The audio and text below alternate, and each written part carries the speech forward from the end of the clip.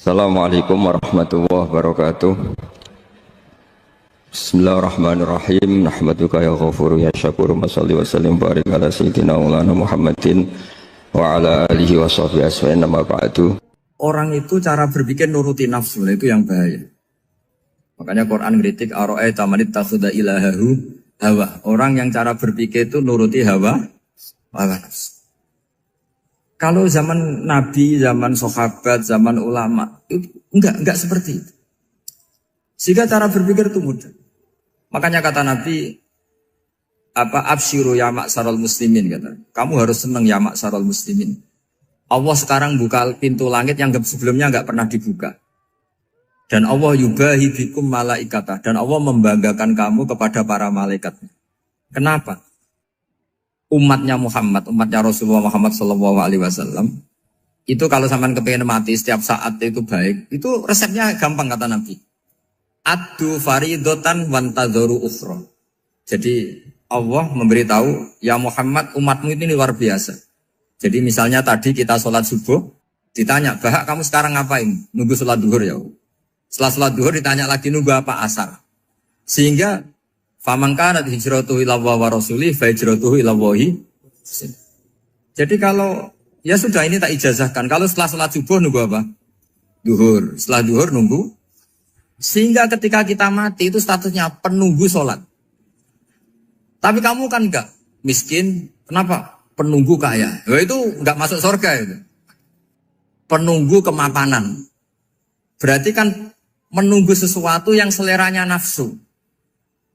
Beda kalau penunggu sholat. Berarti kamu di dunia menunggu ritual ibadah. Maka di antara ijazahnya Nabi apa? Addu faridotan wantadzoru ukhra. Melakukan satu fardu. Kemudian kita menunggu tugas berikutnya. Jadi niati saja setelah subuh nunggu apa? Duhur. Setelah duhur, meskipun kita di perapatan. Apa? Nunggu asar. Ya. Tapi ya asar betul. Jangan nunggu tok pas asar. Enggak. Jadi sebetulnya umat ini gampang sekali.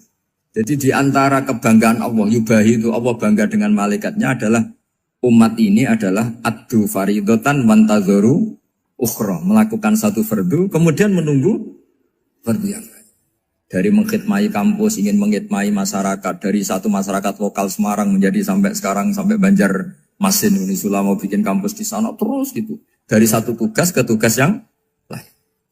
Makanya Islam diajarkan setelah satu tugas selesai, faida faruh tafan sok. Jadi sehingga hidup kita itu dinamis. Dari satu kebaikan menunggu kebaikan lain, dari satu kebaikan menunggu. Sehingga hidup kita ngapain? Nunggu satu kebaikan. Ini sudah masuk faman kanat hijratuhu ila Allah wa rasulih, fa hijratuhu ila Allah wa rasulih. Sehingga bayangkan kalau kita direkam Allah, Gusti kula ampun mati nak jaring sugih. Wis melarat puluhan tahun. Sakit, nunggu sesuatu sing sifatnya nafsu, kok pengen sugih. Sugih tok aja cukup. Tahu buruh wong sing tahu ngenyekne lho, itu kan urung-urung wis dendam. Saya belum mau mati sebelum kaya dan buruhkan orang yang pernah melecehkan saya. Wis ngono akhirnya mati urung sugih. Berarti wis fakir matine hasud. Mau itu ngenes dunia akhirat kan kira-kira seperti itu. Kamu santai aja kalau fakir berarti meringankan hisab karena ada banyak harta. Yang mau dihisab papanya tidak punya apa-apa. Jadi saya mohon sekali ya, Islam itu mengawal kebahagiaan. Sebab itu sampai bahagia itu menjadi perintah Islam, qul bi fadlillah wa bi rahmatihi fa bidzalika falyafrahu. Karena dengan bahagia bi taat diharapkan orang Islam itu tidak bahagia atau cari kesenangan lewat jalur mas. Sehingga ciri utama wali apa? Ala inna auliya Allahi la khaufun alaihim walahum yahzanun. Sehingga ulama dulu itu rileks-rileksnya. Termasuk yang saya ceritakan tadi, Imam Ahmad, Imam Syafi'i. Itu melihat apa saja rileks. Ya tadi kalau disenangi orang ya barokah, punya kawan kebaikan. Nak dineng ya barokah dineng di gedingi tonggo rada utang, ranjuk tulo gitu. Jadi rileks saja. Masyhur itu Imam Syafi'i ngendikan waman asaa ilaika faqat atlakoka. Orang yang berbuat buruk sama kamu, hakikatnya adalah membebaskan kamu. Atlaqo itu apa? Membebaskan. Enak gak jadi hidup gitu? Kalau kamu kan enggak, Kok gedeng aku salahku opo? Malah kamu ujub tuh, orang kok gak tahu salahnya. Kamu jadi suami, istrinya ngomel, kurang apa saya sebagai suami? Ya kurang banyak, ndak ganteng, ndak kaya, ndak ini. Malah kalau diterangkan malah parah toh. Ya sudah rileks saja, kalau dia ngomel ya tadi, alhamdulillah dapat pahala tanpa apa? Biaya. Terus ngomel kan butuh energi, paling yang ndak kuat 3 jam. Nanti juga berhenti apa? Terus ambil nilai positifnya, misalnya ngomel sama suaminya, bagus lah. Kalau ngomel sama tetangga malah kayak apa gitu aja udah. Jadi ulama dulu itu gampang sekali melihat hidup. Rasulullah ya gitu, melihat hidup tuh gampang saja. Ketika tanya, ya Aisyah apa ada sarapan? Tidak ada ya Rasulullah, ya sudah saya tak puasa. Jadi enteng saja. Kadang-kadang beliau ingin puasa, ya puasa sunat, ada sarapan nggak jadi puasa. Rileks. Nabi itu rileks. Kalau ngajari kebaikan juga rileks. Nah sekarang itu banyak orang yang karena mungkin kurang baca. Islam itu kayak menjadi aturan yang bengis, yang repot, yang mengekang. Itu tidak seperti itu. Yuridu wa bikumul yusra, wala yuridu bikumul usra. Allah menghendaki agama ini mudah. Sehingga ada sahabat di Imami Mu'ad itu baca Baqarah. Sahabat ini pekerja petani. Mufarokoh ditinggal. Ketika Mu'ad lapor, ya Rasulullah ini ada orang munafik. Tengah-tengah sholat mufarokoh saya ditinggal. Yang disalahin itu tidak yang tinggal tapi Mu'ad. Afattanun anta ya Mu'ad. Kami itu tukang fitnah. Masa ngimami petani pakai surat Baqarah. Jadi yang disalahkan ini imamnya. Kalau kamu jadi imam, sholatnya ya yang cepat. Makanya terus banyak orang kecepatan karena tadi. Jadi Nabi itu enteng sekali. Jadi apa ya, Nabi itu beda dengan yang kita bayangkan beda. Nabi pernah ngaji di masjid, kemudian ada tetangga lewat pakai cangkul ke kebun. Semua sahabat gerutu. Ini orang tidak benar, ada Nabi ngaji ditinggal saja ke kebun, tidak ikut ngaji. Jawabannya Nabi tidak, itu bagus itu ikut sunnah saya. Kenapa ya Rasulullah? Dia kerjanya nyari halal. Dan untuk menghidupi keluarganya itu juga ajaran saya. Sehingga yang ngaji ya ajarannya Nabi, yang nggak ngaji karena kerja mencukupi keluarga juga ajarannya Nabi. Segampang. Oh, kalau kayaknya kamu kan, wes gak roh akhlak kan gitu. Nabi rileks saja Nabi. Sampai bisa lihat itu di bab Fadhailul Kasbi. Makanya ini penting sekali supaya orang itu berpikir Islam atau mendakwakan Islam itu berdasar sanad. Ya, yang muttasil yang pernah dilakukan Rasulullah SAW. Sesuatu yang dilarang Allah itu pasti madharat. Maka untuk melarang seseorang bergantung sama narkoba misalnya atau hal-hal yang bahaya pada fisik, itu satu tentu bagi ahlullah, tentu karena takut Allah. Tapi banyak masyarakat yang memang benar-benar bisa meninggalkan narkoba karena efek buruknya ganja. Bahwa itu mengakibatkan sakau, mengakibatkan tidak sadarkan diri, mengakibatkan kebangkrutan ekonomi macam-macam. Sehingga mereka benar-benar benci sama yang namanya narkoba. Jadi di antara manhajul Quran itu kalau mentakbih, memburuk-burukkan maksiat itu mesti dikritik innahu kana fahisyah.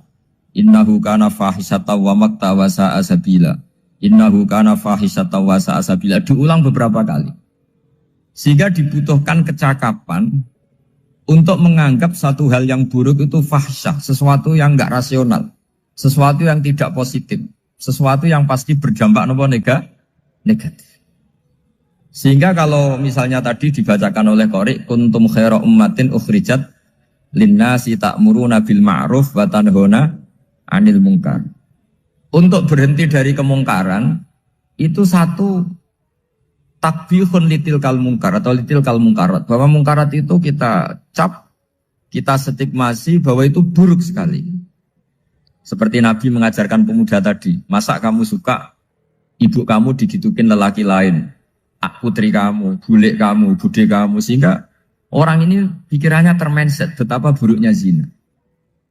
Sama seperti kita sukses memindset betapa buruknya narkoba, betapa buruknya bahan-bahan terlarang.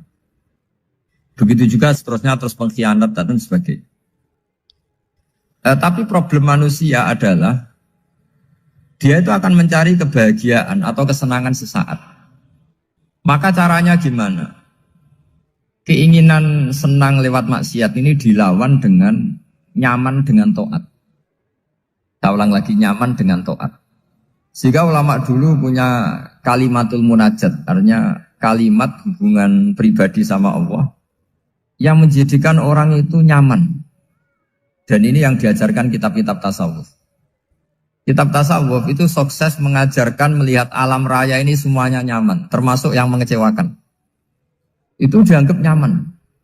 Saya berkali-kali mengajarkan ilmu ini karena ini musalsal ila Rasulillah SAW. Itu pernah suatu saat Imam Ahmad itu dipanggil sama tetangganya, anak muda.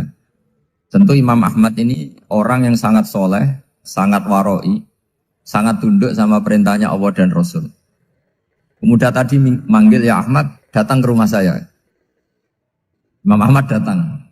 Setelah sampai ke pemuda tadi, sudah pulang lagi, saya tidak butuh kamu. Pulang lagi. Setelah sampai rumah dipanggil lagi, ya Ahmad, datang lagi. Datang lagi. Oh, saya tidak jadi butuh, pulang lagi. Sampai 3 kali.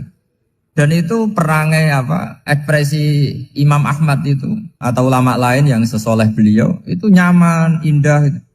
Beliau tetap senyum-senyum nyaman. Beliau tidak tersinggung, tidak terprovokasi, tidak. Ya pokoknya tidak tersinggung, kelihatan nyaman. Lama-lama pemuda ini terus tanya, ya Ahmad, kamu saya perlakukan seperti ini kok tidak tersinggung? Kamu senyum-senyum saja, happy-happy saja. Jawabnya Imam Ahmad itu unik. Wahai pemuda, saya kamu panggil itu senang sekali. Karena kata Nabi, kalau kamu iman dengan Allah dan Rasul, maka hormatilah tetangga. Jadi saya senang. Karena nuruti perintah Allah untuk menghormati tetangga. Jadi tidak ada urusannya dengan kamu. Kagetnya kayak apa? Jadi dipanggil tetangga ya senang karena melakukan perintahnya Allah dan Rasul, yaitu ikramul jar, fal yukrim jarum. Disuruh pulang, kamu ingin saya pulang, ya saya pulang. Disuruh datang, ya saya datang. Jadi saya tidak tersinggung, saya tidak ada urusan dengan kamu. Urusan saya dengan Allah Subhanahu wa Ta'ala. Itu kalau bapak-bapak istrinya ngomel terus sabar itu ya bagus. Saya tidak punya urusan. Kalau kamu terprovokasi oleh istri, berarti kamu didikte oleh makhluk. Masa seorang rektor didikte makhluk? Kan tidak keren. Apalagi seorang Habib didikte makhluk, kan tidak keren. Yang bisa mendikte kita hanya Allah Subhanahu wa Ta'ala. Dan Allah mendikte kita, mengajarkan kita wa ashiruhunna bil ma'ruf fa in karihtuhunna fa'asa an takrahu shay'an wa yaj'alallahu fi khairan katsira. Jadi cara melihat istri kita bawel gitu atau cerewet, alhamdulillah ini ada pahala tanpa modal, cukup sabar.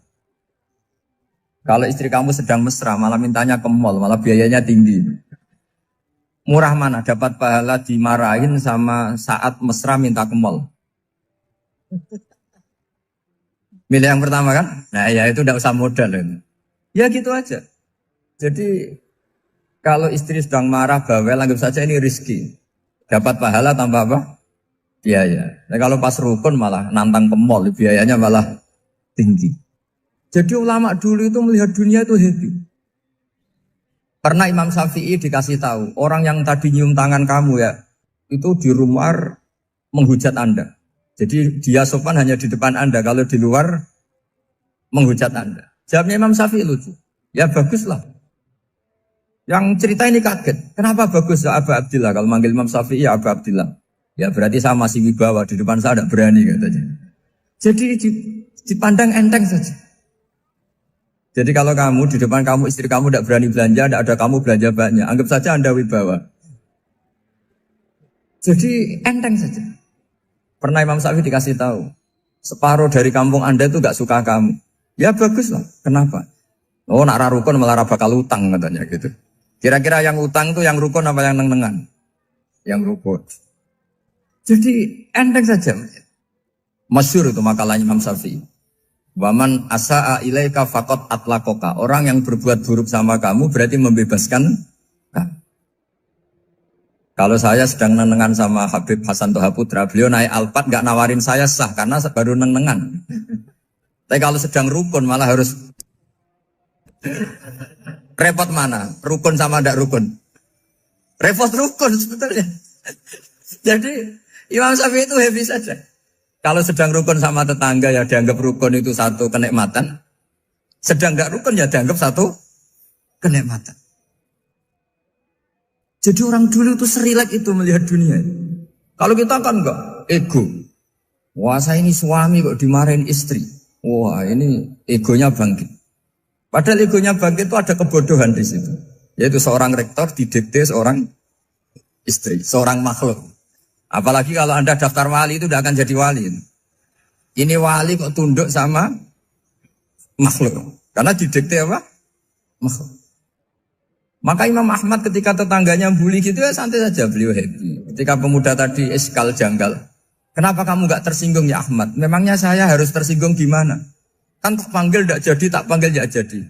Hei pemuda, saya ini tidak punya urusan dengan kamu. Saya nuruti kamu karena perintahnya.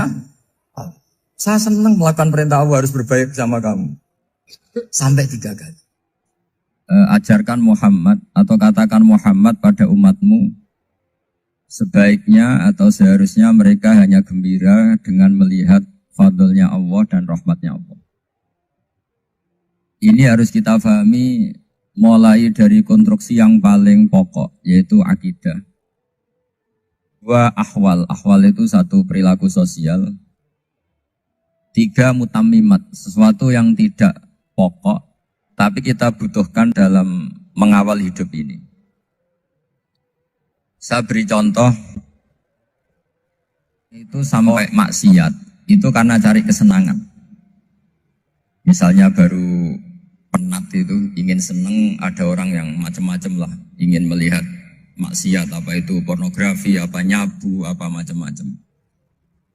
Itu sebetulnya agama punya konsep yang luar biasa, yaitu seharusnya seseorang itu gembira.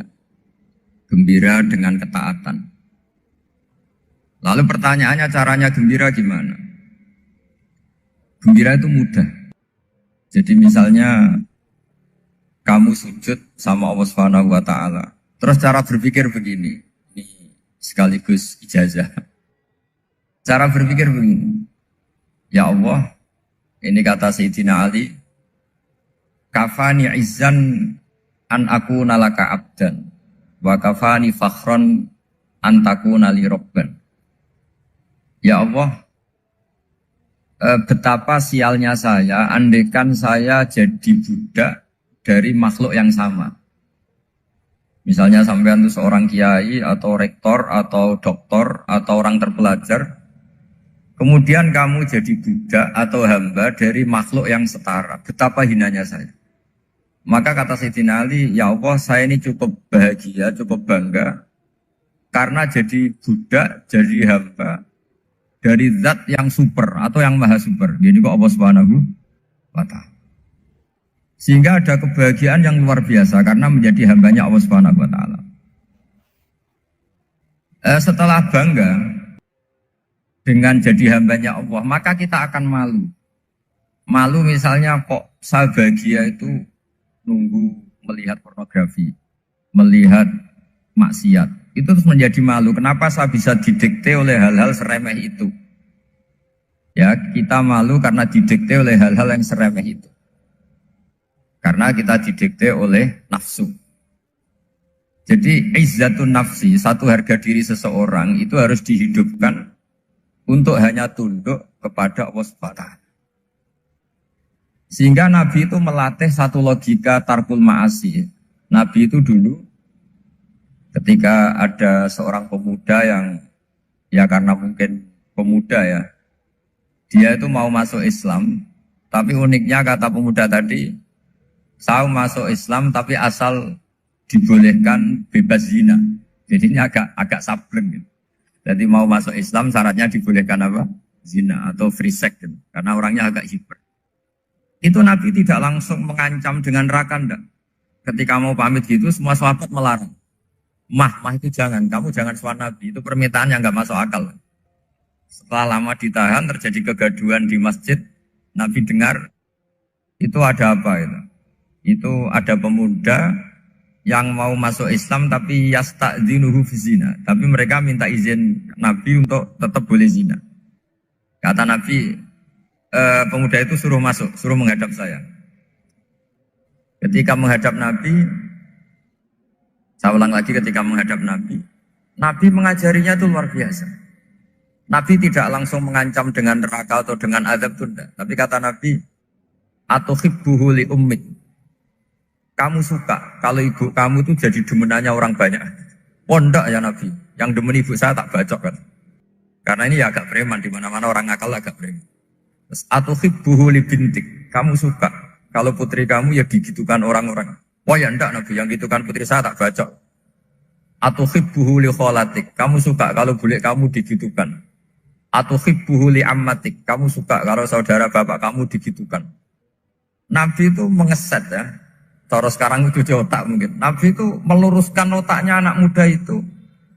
Betapa buruknya zina. Cara bahasa Arab ditakbih. Betapa buruknya zina. Kamu suka kalau korbannya ibu kamu, putri kamu, bude kamu, bule kamu. Sehingga orang itu matur ya hasbuka ya Rasulullah, ini sudah cukup. Saya tidak pernah melihat sesuatu seburuk zina. Jadi fa'alqallahu fi qalbihi bughdha zina. Kemudian Allah meletakkan di hatinya, menanamkan benci zina.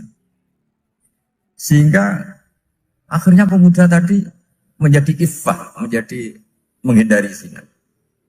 Artinya begini ya, ini mungkin yang lolos dari para kita sebagai dai, kita tidak belajar banyak tarbiyahnya Rasulullah Shallallahu Alaihi Wasallam. Jadi kalau kita benci maksiat, itu jangan hanya ditahzir, ditakutkan neraka itu enggak. Jangan hanya itu. Tapi di logika. Jadi kalau kita menghindari maksiat, itu selain karena takut azab, itu ada logika. Ada rangkaian pikiran yang menjadikan kita anti satu perbuatan apa maksiat. Jadi misalnya gini ya, kira-kira ginilah kalau contoh gampang itu. Ada orang gitu ya, nyanyi dengan pakaian yang mungkin pornografi gitu. Mungkin pemuda-pemuda ingin melihat itu, tapi bisa diobati gini. Kok enak dekne mergawe kok tak bayar, ya aku kehilangan duit. Meskipun dengan logika yang agak serampangan, yang penting menjadi kita ini punya harga diri untuk tidak tergantung hal-hal seperti itu. Sehingga Nabi itu cara menggambarkan tadi mulai atuhibbuhu li ummik, kalau ibu kamu jadi demenannya orang lain. Pemuda tadi bilang yang demen ibu saya mau saya bunuh. Ditambah lagi atuhibbuhu li bintik. Bagaimana kalau korbannya putri kamu, bule kamu, bude kamu. Sehingga terus si pemuda tadi betapa buruknya zina. Betapa murahnya zina. Akhirnya pemuda tadi alqawwa fi qalbi bughdha zina. Terus kemudian pemuda tadi itu sangat membenci dengan apa? Berzina. Nah, pikiran-pikiran seperti ini harus kita tanamkan. Harus kita tanamkan supaya orang itu benci melakukan maksiat. Karena satu memang takut sukhtuwah, takut dibendu Allah atau dibenci Allah. Dua memang logika kita mengarahkan tidak maksiat. Saya beri contoh ya betapa pentingnya mindset ya, cara berpikir. Orang itu menjadi kikir itu karena nganggap hidup itu lama dan uang itu penting. Kalau zaman Nabi itu sederhana kalau melihat hidup. Pernah suatu saat Nabi itu punya jatah makan. Karena Nabi itu hidupnya juga pas-pasan. Jadi Nabi itu unik. Beliau di satu sisi kaya raya, bisa ngurmat Abu Hurairah, Ammar, Suhaib. Ashabu Sufa itu dirawat Nabi semua. Itu kan kaya, bisa merawat sekian orang. Tapi di sisi yang lain untuk pribadinya beliau miskin. Kadang nggak bisa makan hari itu.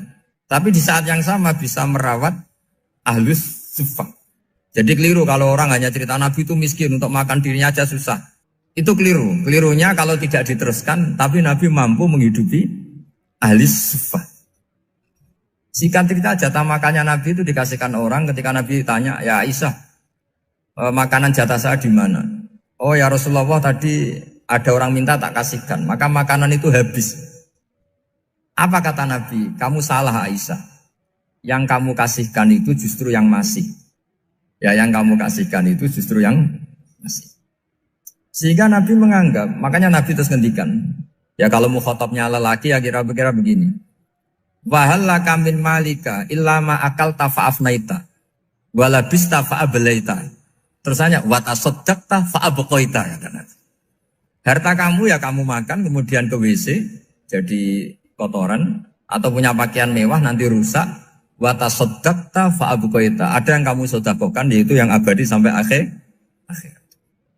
Sehingga banyak pengusaha yang mencintai saya setelah tak ajari hadis itu, misalnya punya uang 1 miliar karena dia spekulan atau pedagang rawan bangkrut, disedekahkan ke masjid 50 juta, yaitu yang abadi. Jadi kalau suatu saat bangkrut, dia masih punya uang 50 juta di akhirat. Jadi Nabi itu mengajari sedekah itu apa? Ya sedekah itu pengabadian uang. Kalau kita kan enggak, bilang sedekah itu nguras uang. Itu pikirannya setan, dan pikirannya orang Islam. Itu cara berpikir setan, bukan cara berpikir umat apa? Sehingga Sayyid Ali Zainal Abidin itu kalau ada orang minta, kemudian beliau ngasih, itu beliau bilang gini, marhaban biman hamala zati ilal akhirah. Matur nuwun nggih jenengan sembeto sangu kula nate. Jadi dianggap teller saja. Orang yang minta uang beliau itu dianggap tukang nyatet bank ini. Karena sudah ditabungkan. Ya sudah. Kalau kita kan enggak, wah pengemis itu ganggu gini-gini. Kecuali pengemis profesi ya, mungkin kita agak-agak enak. Mari zaman akhir itu ada pengemis apa? Profesi. Jadi repot teman. Terus tak beri contoh lagi kebahagiaan ketika kita milih Islam moderat. Islam kita diajarkan guru-guru kita, utamanya oleh guru kita Mbah Maimun. Saya juga sering ketemu beberapa ulama dunia, termasuk Habib Umar. Saya juga ikut sowan ke sini pas beliau sama Habib ini Hasan Toha Putra di sini sama orang-orang moderat. Itu cara berpikir juga luar biasa indah. Beliau pernah cerita ya, beberapa ulama lah, banyak yang cerita itu. Saya pernah diceritani seorang alim ketika ada orang ekstremis itu mau ngebom di tempat maksiat. Kebetulan yang maksiat itu kebanyakan ya orang Islam. Karena di negara yang mayoritas Islam. Ditanya sama Syekh Sa'rawi. Syekh Sa'rawi itu mufassir top di mana? Mesir. Ini mau tak habisin karena mereka orang Islam kok maksiat terus. Terus ditanya sama Imam Sa'rawi. Laumatu ala khini ma'asihim aina masiruhum. Kalau mereka mati dalam keadaan maksiat, mereka kemana? Ya ilanar, mereka pasti masuk neraka. Terus ditanya sama Imam Sa'rawi. Wahal masiruhum ilanar muradun nabi amlan. Punya umat maksiat kemudian mati masuk neraka, itu yang diinginkan Nabi apa enggak? Ya tidak aja. Ya sudah, enggak usah dibom, ditunggu tobatnya kata. Karena kalau mati dalam keadaan itu ke neraka, dan itu tidak yang diinginkan Rasulullah Sallallahu Alaihi Wasallam. Terus ekstremis ini menjadi tobat, tidak berpikir ekstremis Mas. Jadi orang itu harus berpikir mindset yang baik. Meskipun kadang berpikir baik itu ya agak-agak kacau. Ada seorang wali majdub, itu kalau berdoa agak kacau, tapi gak bisa dibantah. Masyhur itu doa itu. Ini sekaligus ijazah, tapi kalau sebelum wali gak boleh. Itu datang ke makamnya Rasulullah SAW. Terus doanya itu begini. Ya Allah, sekarang terserah engkau. Ya Allah, sekarang terserah engkau. Jika saya kamu jadikan orang soleh, jika saya engkau jadikan orang soleh, maka surra habibuk, maka kekasihmu ini senang. Yang susah musuhmu yaitu setan. Tapi kalau engkau menjadikan saya orang fasik, maka yang susah kekasihmu, yang senang musuhmu. Jangan punya dua pilihan itu. Wah itu kan doa tapi kayak teror itu. Ya jadi berdoa di Raudhah. Wah itu mesti mandi itu karena agak-agak maksa Tuhan itu. Ya Allah, engkau punya dua pilihan. Jika saya jadi orang soleh, maka kekasihmu ini senang. Musuhmu yang susah, yaitu setan. Tapi jika saya jadi orang fasik, maka musuhmu yang senang, kekasihmu yang susah. Mohon terserah jenengan, mau menyenangkan kekasihmu, apa menyenangkan musuhmu? Gitu. Kira-kira gimana? Kalau tertarik boleh doa itu dipraktekkan. Tapi kayaknya kalau copy paste itu gak keren, apa? Jadi dulu orang itu muamalah sama Allah dan Rasul itu rileks. Rileks itu nyaman karena ya tadi qul bi fadlillah wa bi rahmati fa bidzalika falyafrah. Sehingga Imam Izzuddin bin Abdissalam itu ngendikan innalladzina yarmunal muhsanatil ghafilat. Di antara kebaikannya ibu-ibu atau mbak-mbak ini harus berstatus ghafilat. Perempuan-perempuan pelupa. Ghafilat itu pelupa. pelupa dari kenikmatan maksiat sehingga mereka in dengan taat. Misalnya ada ibu-ibu atau mbak-mbak atau juga bapak-bapak tahajud, kemudian nyaman dengan tahajud itu. Kira-kira terbersit enggak ingin maksiat? Enggak kan, karena sudah nyaman dengan tahajud, dengan taat. Maka dibutuhkan kenyamanan dalam beribadah. Sebab itu ala bidzikrillahi tatmainnul qulub.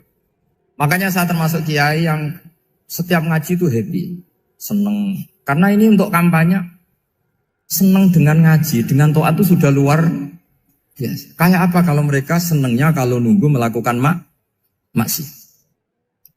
Jadi termasuk bentuk perlawanan kita terhadap maksiat adalah usahakan kamu tuh bahagia, seneng dengan taat.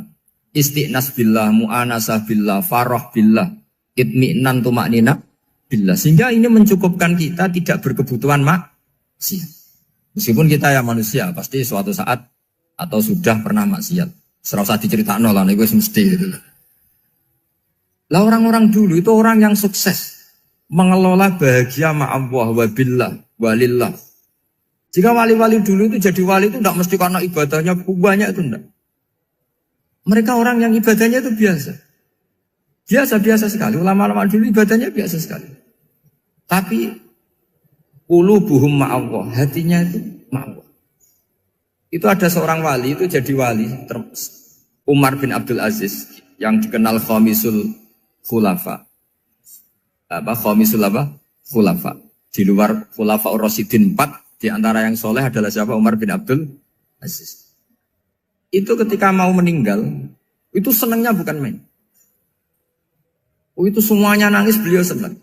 Terus tanya, kenapa kamu senang? Memangnya saya kalau mati itu kemana aja? Ila khairi madhubin ilah, ke zat terbaik. Dibang urip mbek kowe bulet atau mbek arhamur rahimin kan. Yaitu Allah Subhanahu. Jalaluddin Ar-Rumi ketika mau meninggal itu muridnya nangis semua, beliau marah. Kamu harusnya pesta karena saya mau ketemu kekasih saya, malah kamu tangisi, goblok sekali kamu katanya.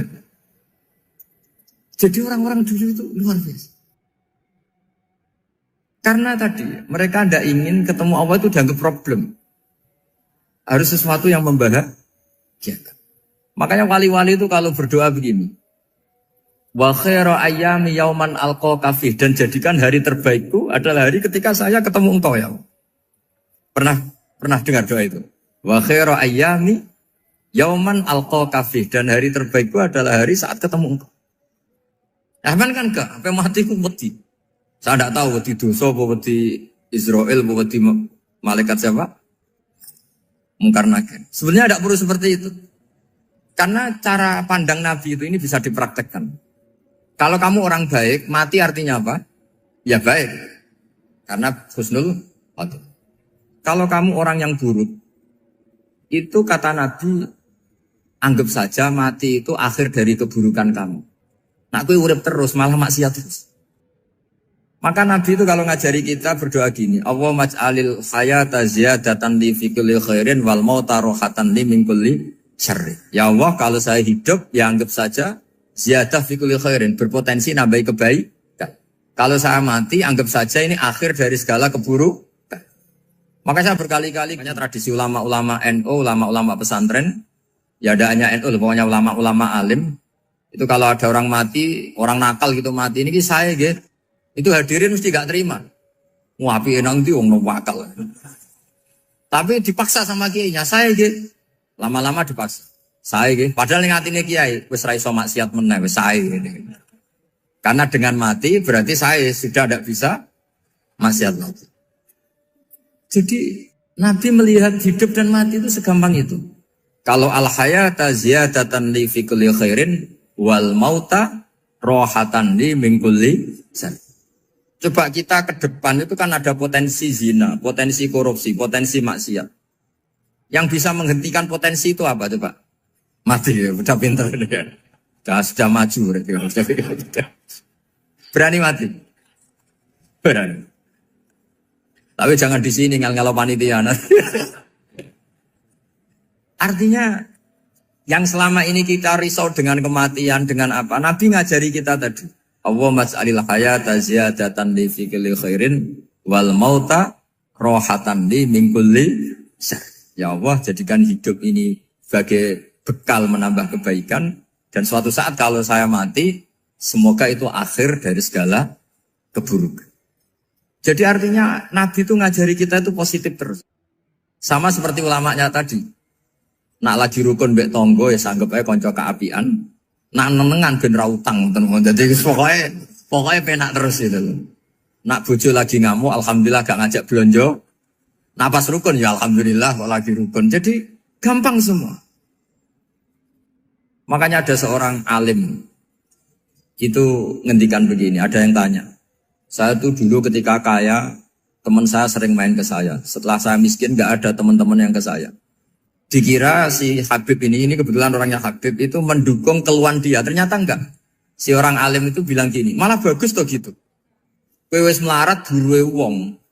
Ya sudah kamu miskin, buruhnya orang lain. Misalnya tukang manol di pasar atau tukang becak. Kemudian teman-teman kamu datang, malah kamu malu tuh jadi tontonan.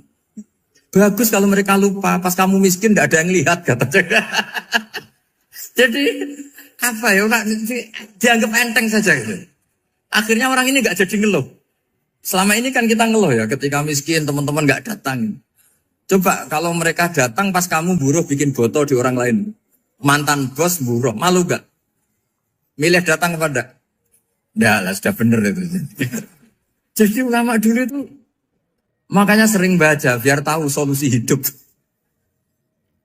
Jadi ulama dulu itu gampang sekali melihat kehidupan itu. Gampang sekali, indah, gampang. Kebahagiaan ini pula yang harus kita latih dalam melakukan ketaatan. Tapi memang obsesi saya terbesar atau cita-cita saya terbesar memang setiap ngaji saya ingin orang mukmin semuanya itu bahagia. Dengan bahagia itu mereka tidak neko-neko ingin mencari kebahagiaan lewat jalur apa maksiat. Sehingga dalam konstitusi ulama yang ditulis di kitab-kitab usul fikih dan itu kitab yang saya kaji, selalu saya kaji. Itu membela-bela sesuatu yang mubah itu sampai luar biasa. Karena melihat mubah itu, misalnya Anda tidur itu berstatus mubah. Anda bermain catur berstatus mubah. Anda rileks sama teman jagongan semalam dengan teman rektor atau dosen atau yayasan itu, melihatnya bukan mubah, tapi tarkul maksiyah. Misalnya saya semalaman asik musamarah itu jagongan malam sama Habib Toha Al-Munawwar. Itu awang hitungnya bukan, wah ini jagongan ngalor ngidul tidak penting tuh enggak. Malam itu bahak tidak ke dugem, tidak ke tempat maksiat. Sehingga ada ulama yang mengatakan mubah itu enggak ada. Saya ulang lagi, mubah itu enggak ada. Kan umumnya ulama bagikan wajib, ya kan, haram gitu. Terus diantaranya mubah, sunat, makruh. Ada ulama yang mengatakan mubah itu enggak ada. Kenapa logikanya begini? Itsma min mubahin illa wa yatahaqqaqu bihi tarku haramimma. Karena ada mubah yang Anda lakukan kecuali saat itu pasti ditinggalkannya sebuah keharaman. Misalnya Anda sedang jagungan sama istri di luar, di rumah, asik di rumah semalaman. Mungkin bahas hal-hal yang ringan. Mungkin melihat sinetron atau apa yang ringan. Tapi di situ terjadi Anda meninggalkan ke tempat-tempat maksiat. Sekarang ninggal maksiat itu wajib apa mubah? Wajib. Padahal Anda sedang melakukanmu. Nah itu dicatat oleh Allah itu tarkul haram, meninggalkan keharam. Jika masyhur dalam cerita wali-wali itu, Abu Yazid yang seperti itu ibadahnya pernah tanya, ya Allah lalu yang makomnya orang seperti saya siapa? Karena beliau semalaman ibadah terus. Sama Allah dijawab, ya yang tidur di pinggir kamu itu. Abu Yazid, lu kok bisa ya Allah? Dia kan tidur terus. Ya kan dia tidur berarti meninggalkan keharaman. Ngomong sing potongan tukang maksiat itu apik turu apik melek kira-kira. Apik turu. Timbang sama nak melek pola wis turu ae kira-kira gitu. Jadi gak usah dipaksa tahajud, dipaksa qiyamul lail itu. Iya kalau qiyamul lail. Kalau dapat informasi, kesini ikut saya terus katut kan repot. Jadi perlawanan terhadap maksiat itu sebetulnya gampang dalam Islam karena tadi nggak ada sesuatu yang mubah kecuali saat dilakukan berakibat meninggalkan keharaman. Mudah sekali. Jika banyak orang jadi wali itu karena melakukan mubah. Itu ada orang jadi wali itu karena sering makan. Ya makan-makan biasa itu. Karena ketika makan, ya Allah, betapa doifnya saya. Katanya saya presiden, katanya saya rektor, saya kiai. Ternyata kalau nggak makan tuh lemes. Apa hebatnya makhluk yang bergantung makhluk yang lain, yaitu makanan. Nah karena seperti itu terus dia al-laja'illallah, terus dia sungkeman ning Allah. Betapa lemahnya saya. Sebab itu ketika Quran mengkritik dan dengan tanda kutip kemungkinan Tuhannya Isa bin Maryam, itu ngeritiknya sederhana Quran itu. Mal masih ibnu Maryam illa rasul qad khalas min qablihir rusul wa ummuhu siddiqah kana yaqulanit ta'am. Isa itu tidak Tuhan, wong dia makan. Kamu kebayang nggak misalnya punya Tuhan, wah tadi Tuhan mampir ke rumah saya, dia lemes. Setelah tak kasih makan sehat lagi gitu. Itu kan nggak kebayang. Tapi Tuhan marung di rumah saya, lemes tak gratisin, kayaknya tidak punya uang gitu. Setelah makan, wah gairah lagi. Kebayang nggak punya Tuhan seperti itu. Sehingga Quran kalau gojlok sederhana, karena yaqulanit ta'am. Sehingga wali-wali itu kalau makan itu sadar lemahnya dirinya, betapa dirinya tergantung makanan. Sesuatu yang tergantung itu artinya tidak hebat, tidak Tuhan. Jadi untuk menjadi wali, untuk menjadi dapat ridhonya Allah itu sebenarnya sederhana. Termasuk ada cara jadi wali yang agak kacau, tapi ini ya benar, asal niatnya benar. Misalnya Unisula besar, ya kurang besar lagi. Kita sudah punya uang, kurang banyak uang lagi. Itu Nabi Ayub. Itu kan seorang nabi. Pernah diuji, oh ini ada di Sahih Bukhari. Nanti kamu tanya, hadisnya Sahih enggak? Ini ada di Sahih Bukhari. Kadang orang kota itu aneh. Enggak ahli hadis tapi tanya, Sahih enggak? Padahal andai kan dibodohi Sahih, ya ngandel saja. Jadi kadang ya aneh. Oh enggak tahu kok tanya. Itu Nabi Ayub itu sudah kaya, pas itu sudah kaya. Bukan cerita yang masih miskin, memang sudah kaya. Beliau di kamar dihinggapin satu belalang dari emas. Setelah belalang itu dikejar, ternyata yang jenis itu banyak, semuanya dari emas. Ngambil sana sini, ini yang kesak ini dipenuhin, saku ini dipenuhin, sampai banyak. Sama Allah digojlok. Kamu itu nabi saya. Kenapa kamu mengumpulkan harta sebanyak itu? Kamu itu nabi saya kok rakus? Jawabannya, ya Allah, siapa yang bisa kenyang dari rahmatmu? Ya, jadi kalau kamu punya uang 1 miliar, kok ingin 1 miliar 100, ingin 1 miliar 200, itu cara ngitung bukan uang. Ya Allah, siapa yang bisa kenyang dari rahmatmu? Karena rahmat Allah tidak terbatas, sudah Gusti tenang saja. Meskipun saya gini, rahmat Anda tidak akan habis.